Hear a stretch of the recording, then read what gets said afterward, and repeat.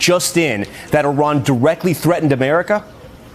Tom, tonight NBC News has learned that message from Iran was conveyed to President Trump by an intermediary during last week's G7 summit, warning the president if he launched airstrikes against Iran's nuclear facilities, Iran could respond by unleashing terrorist attacks on the U.S. by activating sleeper cells it has inside this country, according to two U.S. officials, all as we learn new details about those historic strikes.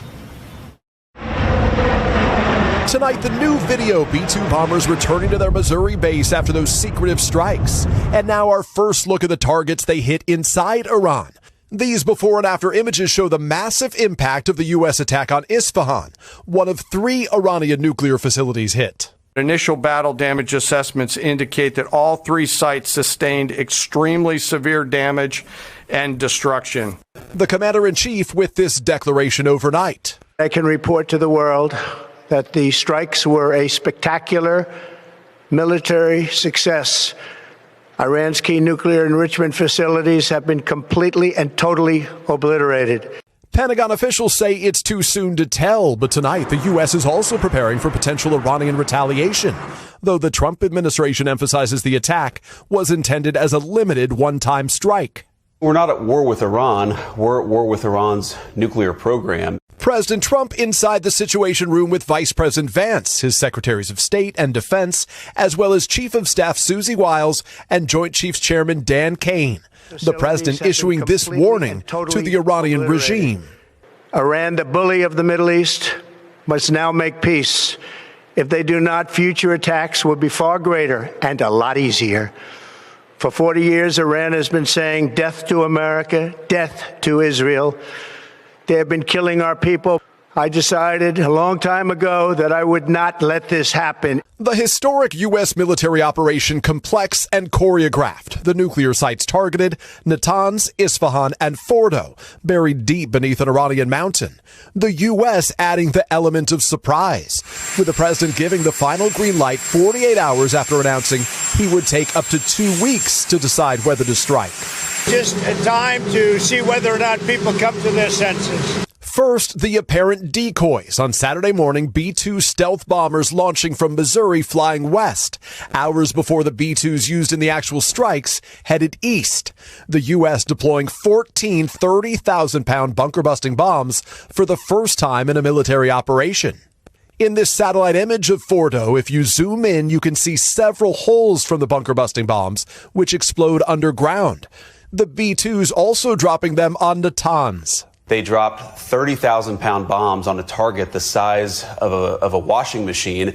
U.S. submarines firing Tomahawk missiles to hit the Isfahan site.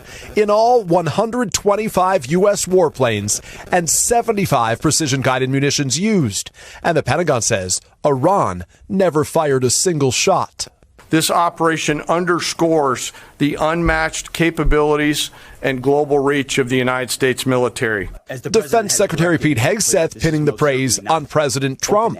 Many presidents have dreamed of delivering the final blow to Iran's nuclear program, and none could until President Trump.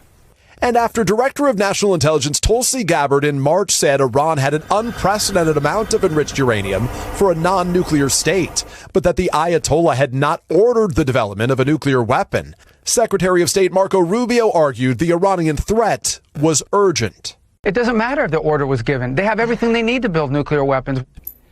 Now to the stealth operation. Tonight, we take you inside the warplanes and submarines that fired on Iran's nuclear facilities, the largest B-2 strike in U.S. history. Tonight, new details about Operation Midnight Hammer. Just after midnight Saturday morning, a group of U.S. Air Force stealth B-2 bombers took off from Whiteman Air Force Base under the cover of darkness. Defense officials said they were headed to Guam, but 7 of the bombers quietly flew in the opposite direction. Part of the package proceeded to the west and into the Pacific as a decoy, a deception effort known only to an extremely small number of planners and key leaders.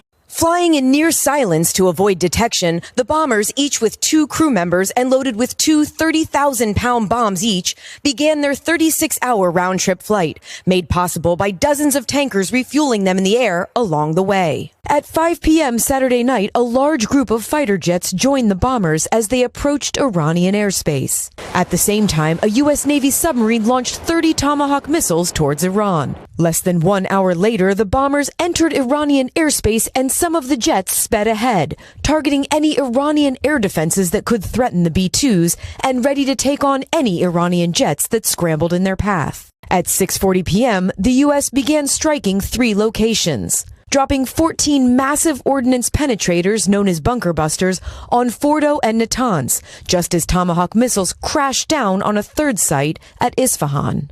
By 7:30 p.m., all of the aircraft were safely out of Iranian airspace. According to the Pentagon, Iran never fired a shot at the U.S. aircraft. Iran's fighters did not fly, and it appears that Iran's surface-to-air missile systems did not see us.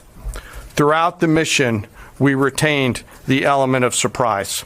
The B-2 bomber, the only aircraft in the world that can deploy the massive bomb, this marked the largest B-2 strike in history. A historic mission cloaked in secrecy. Courtney Kuby joins us live from the Pentagon. And Courtney, this is the first time these types of bunker busters were used in combat. What else can you tell our viewers about them? Yeah, that's right, Tom. These 30,000-pound bombs are uniquely suited to target underground facilities like the one at Fordo. They're equipped with GPS trackers, and their extremely strong casing allows them to punch through reinforced concrete and drill down up to 200 feet. You can see 3 of the holes that they made there in that picture before they even detonate.